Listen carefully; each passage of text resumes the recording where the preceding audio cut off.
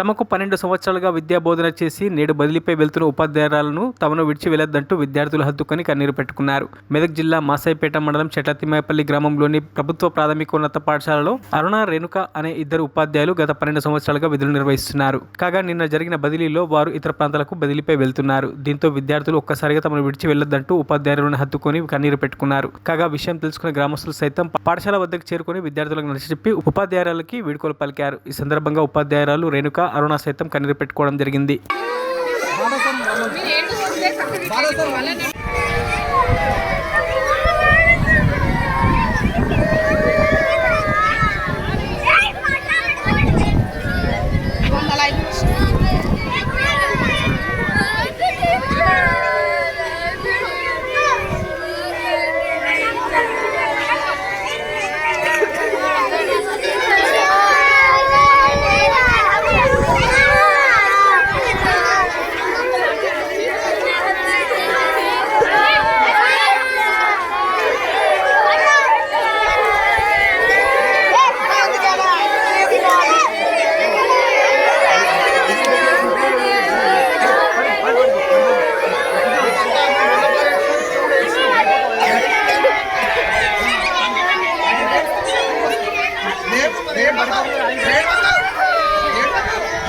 మరిన్ని అప్డేట్స్ కోసం మా ఛానల్ని సబ్స్క్రైబ్ చేయండి.